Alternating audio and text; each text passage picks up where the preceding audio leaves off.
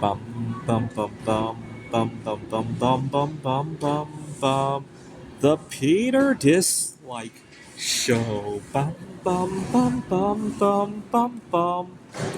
Lately, my favorite video game, if you will, to play has been to ask Google AI all sorts of contrived hypotheticals, things that never can be or will be, but just what ifs, and almost play it as a game, almost to come up with the most bizarre of situations. Yesterday, I used it to fantasize about a celebrity that I like getting pregnant with multiple babies at once, and even getting pregnant with a chimpanzee, and how she would feel and how society would deal with it. And then I wrote about her going into hiding, and it ended with Interpol and all sorts of agencies chasing after her and the implications of that. And I asked if other guys would still find her attractive after that. And it's just funny to chase these stories around. Here's a more G-rated one that I can talk about here. So I have a history of distracted driving, and I notice certain things will make me drive a whole lot better. And it makes me wonder if it will universally work. So I find I drive so much more safely when I'm carrying valuable, fragile goods. What if we forced everybody to put a $10,000 antique object in the passenger seat? Would the roads be much safer? And Google AI actually crunches that very well. So obviously, this is what I'm experiencing the most, right? The increased personal stake, right? Which is really interesting because 10,000 isn't even a good fraction. I'm much more concerned about dying than losing 10,000. I should be at least, right? But I'm not. It's so weird. It is so weird, right? And then it goes on to reasons why this will not work. Obviously, the logistics and costs. Not everybody could afford to put a $10,000 item in their car, right? A good enough number of people don't even have insurance, let alone keeping a $10,000 fragile item in the passenger seat of their car. Also, the global supply of such items, right? Even the stuff that I kept in my car, the global supply of just the material to make that stuff, we wouldn't have anywhere near enough of that, right? Uh, Obviously, the enforcement. You will probably see a lot of people keep counterfeit stuff in their car just because that's all they can afford, right? And then obviously security concerns, right? I have to worry about that too myself, right?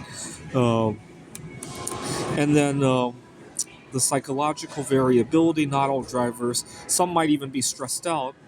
I don't actually. I've had all sorts of things in my car. Very seldom do stresses from I can't crash cause me to drive less safely, right? So I'm trying to think. Has there been times where I kept something dangerous in my car?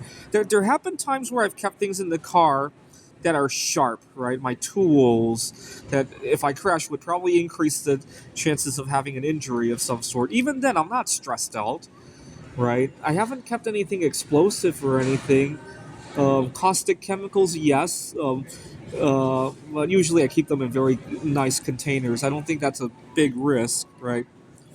And then it goes on to say focus on safe. It focuses on the symptom and not the cause. Distraction risk, and then obviously the ethical issues of having a law like that in a country that's relatively free, right? So I like going into these deep dives. I know this can never happen, but it's nice to have a thought experiment, right? At least we can kind of imagine what if we went down the direction where people actually cared about their cars or cared about their personal possessions. Might the roads be a little bit safer, right? And then I asked a follow-up question because I know I drive so much better when I have somebody in the car, whether it be a family member, my girlfriend, or even just somebody that I just recently met at a board game club, or a coworker that I'm driving to. Oh my god, I drive so much safer with any of those people in the car. Again, I cannot explain why. You would think that I should care about my own life a lot more than these people. I cannot explain why. I also find I drive so much safer when I have other people I care about in the car. What if we made it illegal to drive alone? Well, we could have an extra pair of eyes, reduce distractions in some cases, assistance maybe, promote responsible behavior, right? Um, Maybe if you're tempted to text and drive, your passenger might grab the phone away from you to answer the text for you, right? Why not might not work in practice. logistically, our economy is built around individuals, right? Obviously, freedom issues, economic impact, delivery drivers, right? Imagine if Amazon always needed two drivers. Oh, that could increase the price of a lot of things, right? Enforcement. It's hard enough to enforce the HOV lights here in Phoenix, right? Let alone all over the place, right? And then the passenger effect. Some people might get distracted by their passengers. Again, I can't think of when that would apply to me. Even when I drive with somebody really chatty, if I care about that person, I tend to be.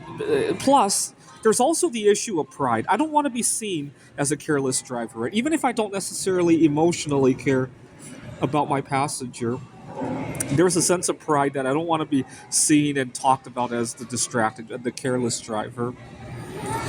Anyway, it's a game that I like to play these days. So sometimes I ask really embarrassing stuff. I could almost write a book about some of, especially yesterday with the whole parthenogenesis and the cloning and the chimpanzees and all that. This is the Peter Dislike Show. Bum bum bum bum bum bum bum bum bum bum bum bum.